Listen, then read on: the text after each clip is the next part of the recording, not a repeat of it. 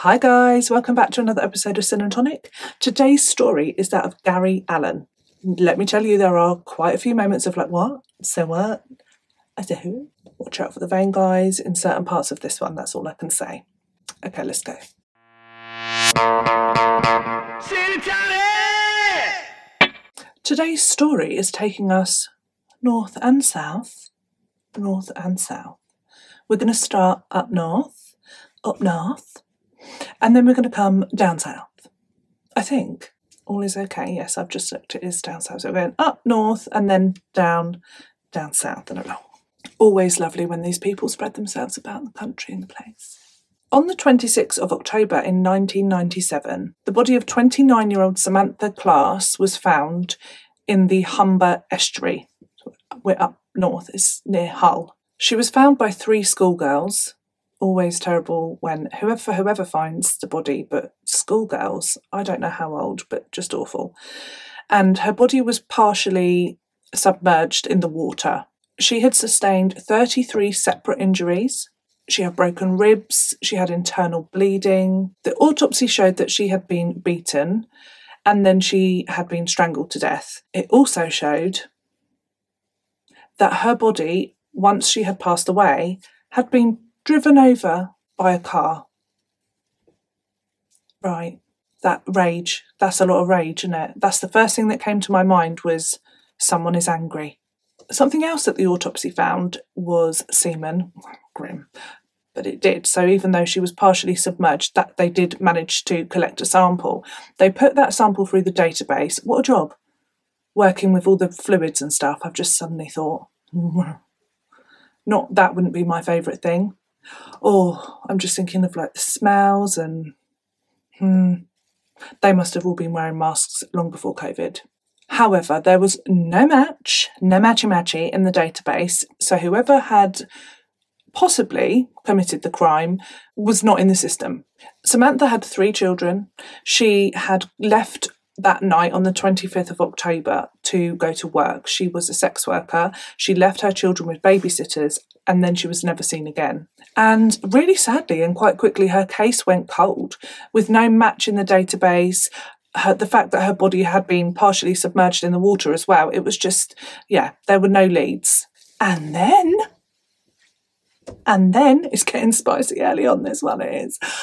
A year later, so I know it's still a long time, but a year later, the police stop a man for driving erratically and he is found to be over the limit and therefore he is taken in and they take a sample of his DNA and that sample is put into the database. And can you guess where I'm going with this? Like, you know, a year later. So although that's quite a long time, it's also quite a short time considering some cases just go cold and go flat and that's it for, you know, years. His DNA is a freaking match. Oh my God, excuse me if my eyes go cross-eyed. I've gone cross-eyed once already today. Paul was like, you just went cross-eyed. And I was like, oh. And now I've scared myself because I think I've gone boss-eyed twice. Oh, I'll be all right, won't it? Matey boy is arrested promptly and he's like, whoa. No, I slept with her, but I left her alive, did not kill her. So as the investigation begins, because they're not just going to go, oh, okay, all right then, see ya, like we got it wrong. They want to look at his car. So the car that he would have been driving a year ago when Samantha was murdered. Lo and behold, he no longer has the vehicle. No problem, you say. Police can track that down anywhere it is now, new owner. Do you remember in one case, the car had ended up in another country, hadn't it? I can't remember how, but it had been sold in and gone to another country and they went and got the frickin' thing. Right?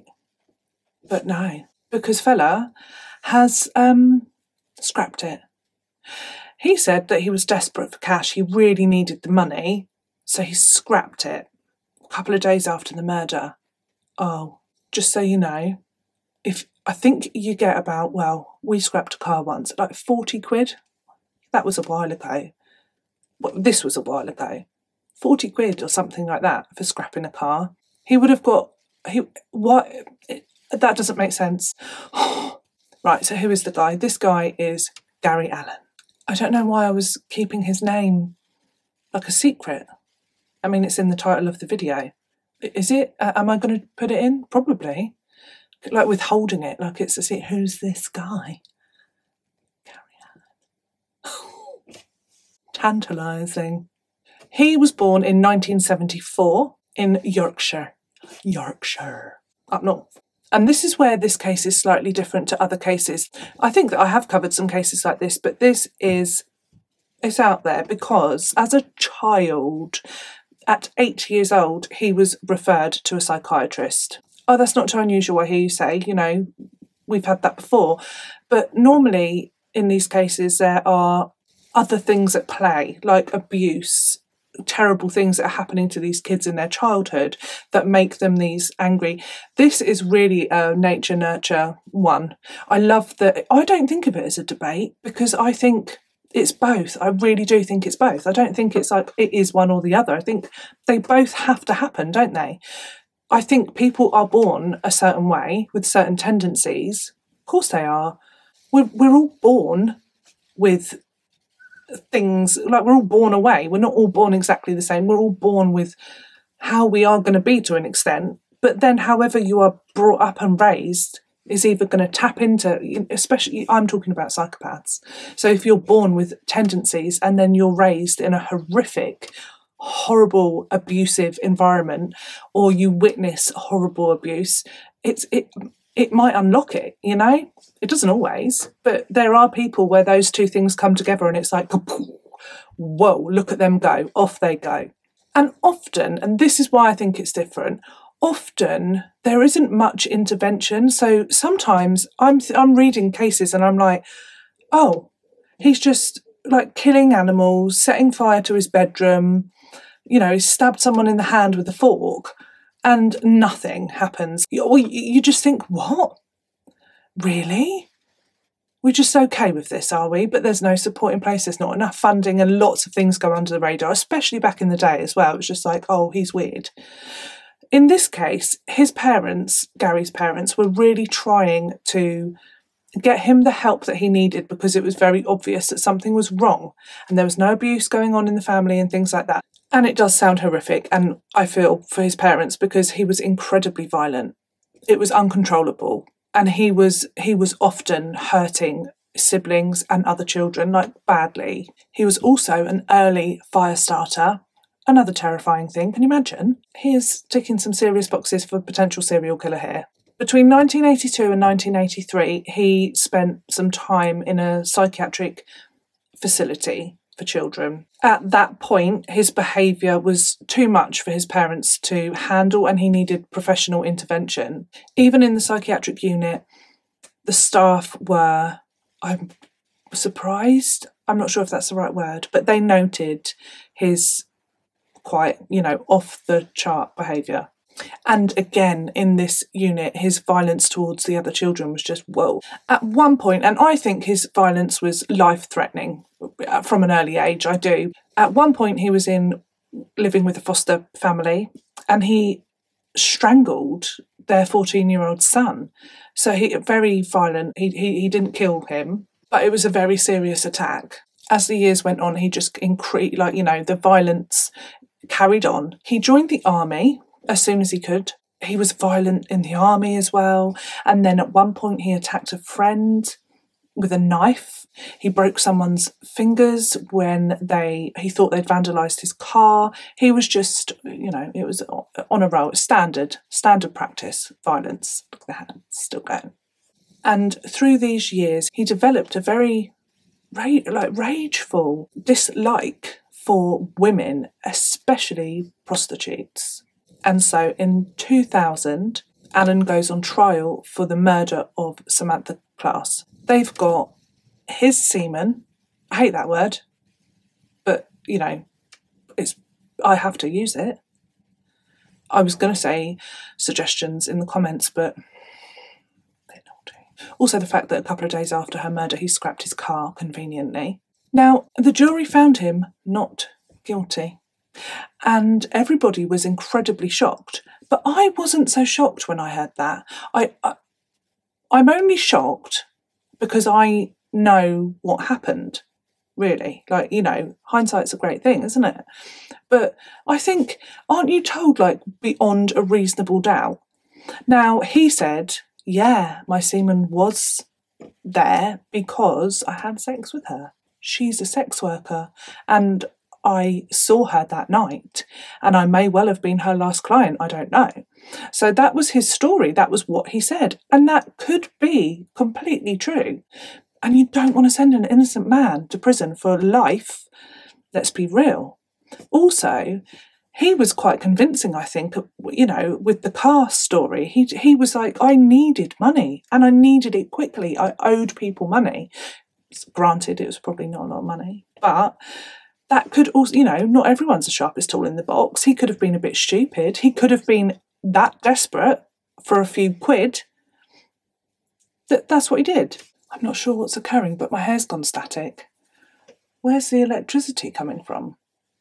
Is it me? What's happening? I don't like it. It feels weird. I'm all electric. Oh, it's an uncomfortable feeling. The police and the investigators were so sure that he was the perpetrator, and they said to him, you need to just get out of town. You need to get out of town. That you need to go. I mean, I would go because I would feel probably unsafe, because if everyone thought you were guilty, you wouldn't want to live there, would you? No. So he does. He obliges, and this is when he comes down south to Plymouth. And he arrived with quite a bang. Before long, he had attacked 2 sex workers. Oh dear. Within a month of each other. Oh dear. In both of the attacks, violent, punched, and he did this to both women. He forced his fingers down their throats. I've not heard of that before.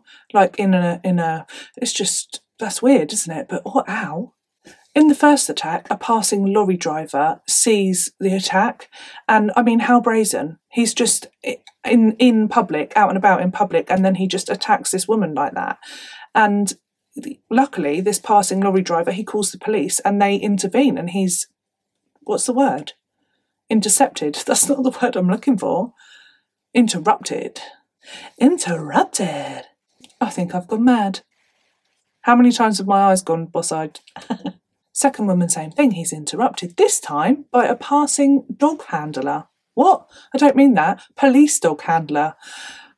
So he arrests him. He's there and then. He's like, whoa. And again, just brazen, just in the public. In the public. And I think that says something about him, because it is very... I reckon he's feeling a bit powerful, you know. Because guess what? Spoiler alert. He's gotten away with murder. How's that going to make you feel? Whoa, invincible. Yeah, I think he was feeling a little bit above the law.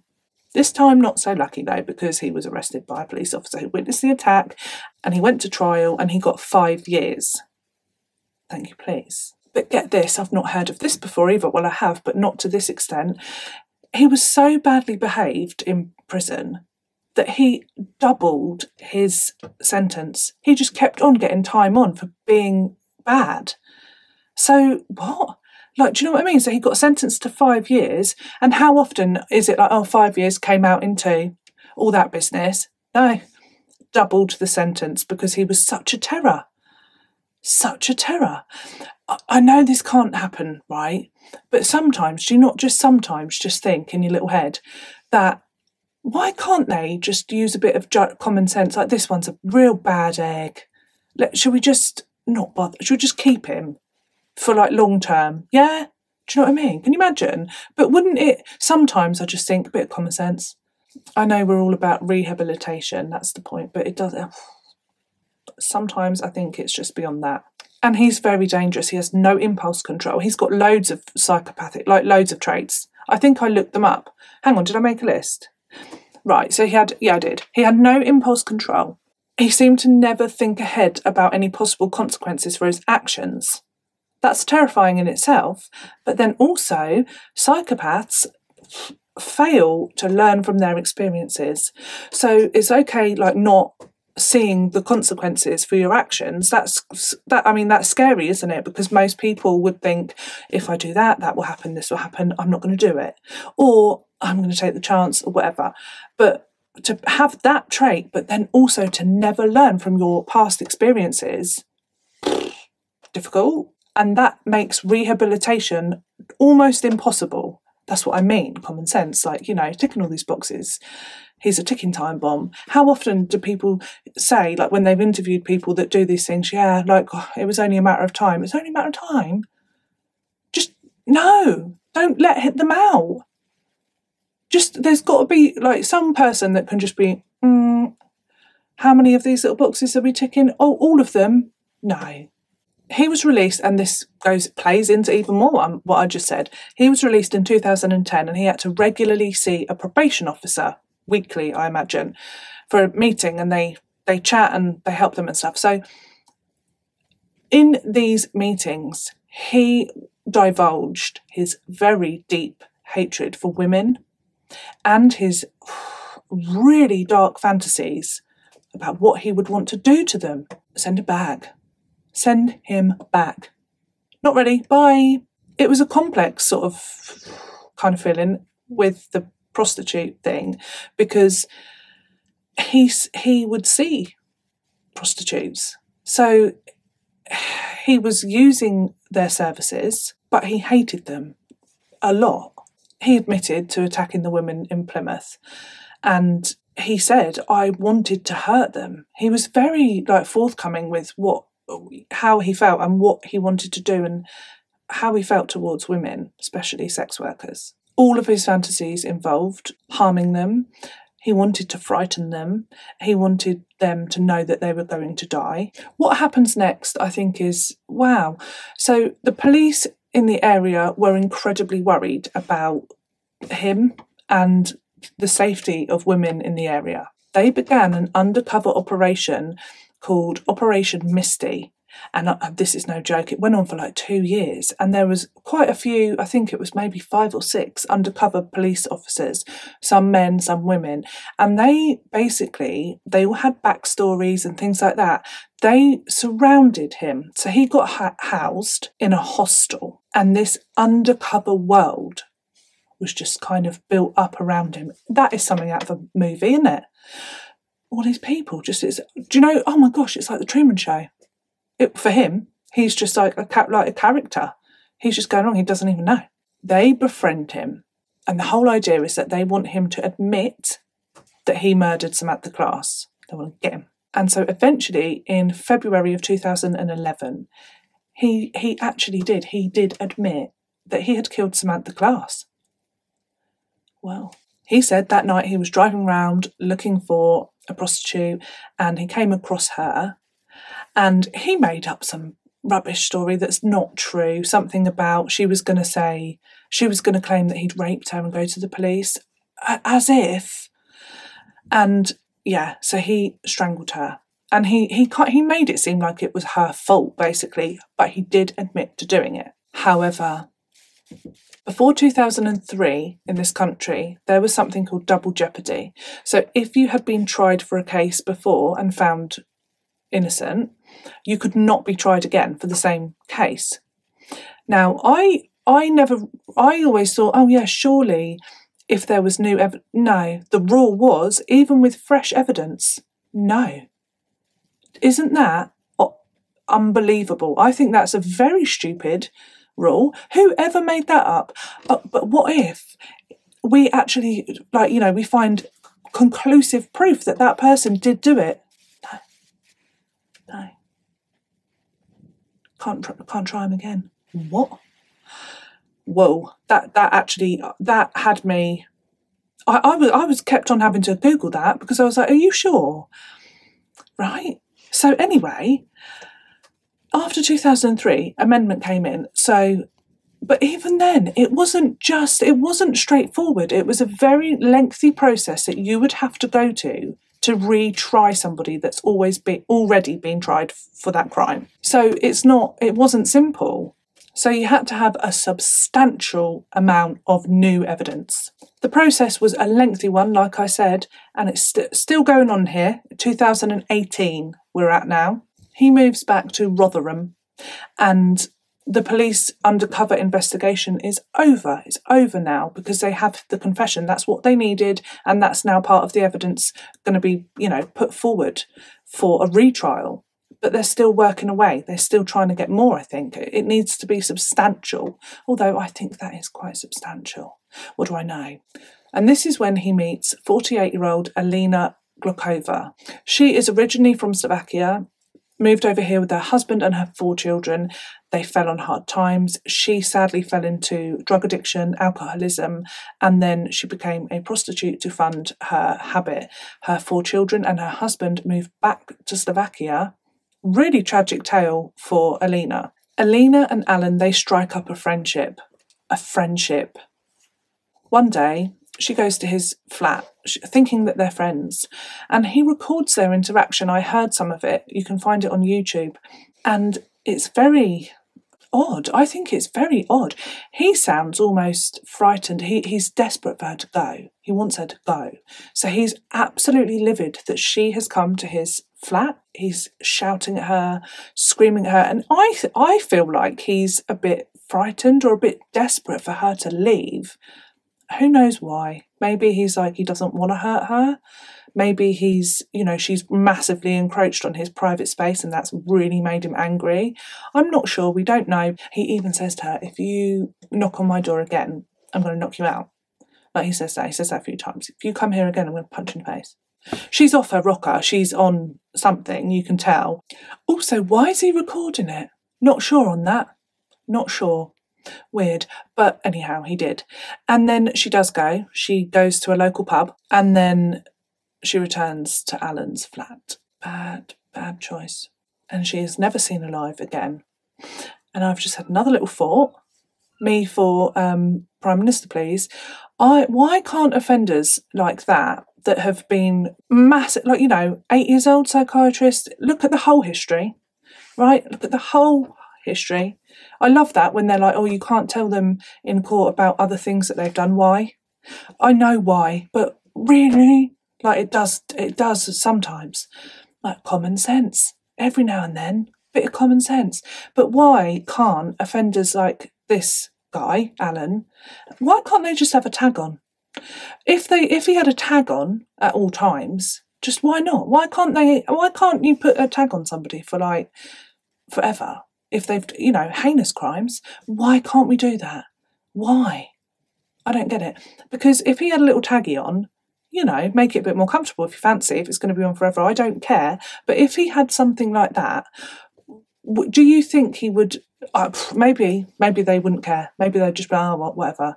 Some people are like that, but it might put them off of committing crimes if someone can just see where you are all the time. Monitor your move. I wasn't there. Yes, you were. Maybe. What do I know? Whatever the case, we don't live in that world, but I feel that Alena was massively let down by the system. Anyone that loses their life after it, we are aware of massive hatred towards women, especially prostitutes, being convicted, being in prison for horrible attacks. Serious things going on here from an early age, childhood, let down. That is a letdown, is it not? 3 months later, in April 2019, her body is discovered, and similar to Samantha Class, she is partially submerged in water. And again, I don't know what it is with passing police officers in this case, but a passing police officer finds her body.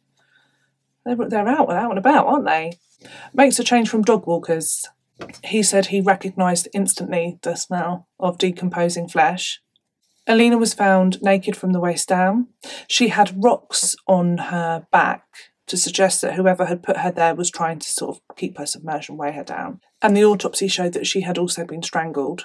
Quite quickly, from her phone records, the police linked Alena and Alan because they were in contact often, and especially on the days leading up to her disappearance.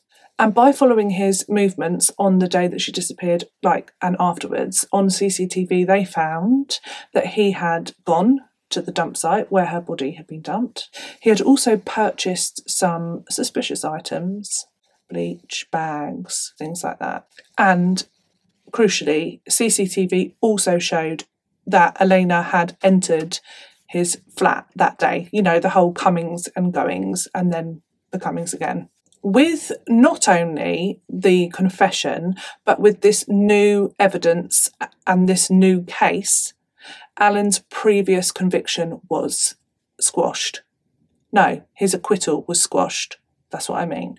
And so he could be retried and a fresh trial for Alena's murder as well. Get in. It was quite recently, really. So it was in 2021. He said it was a conspiracy. Yeah. All right, mate, jog on. He wasn't very likeable in the courtroom. He was arrogant, he was pig-headed, and you know when you just think, let your true colours shine, my friend, let them shine. And he was found guilty of both murders in June of 2020. But can I just say that's 24 years.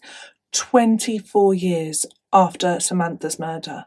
So he was living his life for 24 years. Granted, some of that he did spend in prison. He was living his life not facing justice for what he had actually really done.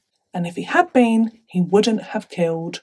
I've just had a sad thought though, because that must have been a horrible realisation for the jury that found him innocent the first time, because he took somebody else's life, didn't he? And I don't think it was cut and dry in the original case. Yes, there was a semen, but you know, yeah. So I hope that didn't feel too bad, but I think he would. He was given 37 years, so he will be dying in prison. Something to add though, that's a bit, there were 21 years between the first Samantha's murder and Alena's murder. 21 years. That's a long old time to be stagnant, or whatever they call it, you know, inactive. So the police are, to this day, looking into past cases, especially with sex workers, unsolved ones, to see if there's a possible. So watch this space, because I don't think that chap, 21 years, I reckon there's some more victims. Thank you so much for joining me today for another episode of Sin and Tonic. Do you hope you can join me next week for another true crime story glass tube? I'm going to have some chicken breast, homemade chips. Paul makes the best homemade chips. He puts paprika, herbs, salt, pepper, yum, yum, yum, in that thing, air fryer thing. Half a teaspoon of oil, job done. And I'm going to have a bit of salad, I think. Share with you my dinner. Anyhow, I love you and leave you. Look forward to speaking to you in the comments. And yeah, Patreon should be up and ready to go by the end of the weekend. Not sure about the shop, but Paul is incredibly overworked at the moment. So we're going to let him have some breathing space and all the time he needs, because there's no rush. It's not going anywhere. And it's all going to be fabulous. Better to get it right, isn't it? Okay, I love you all so much, and I will speak to you soon. Bye.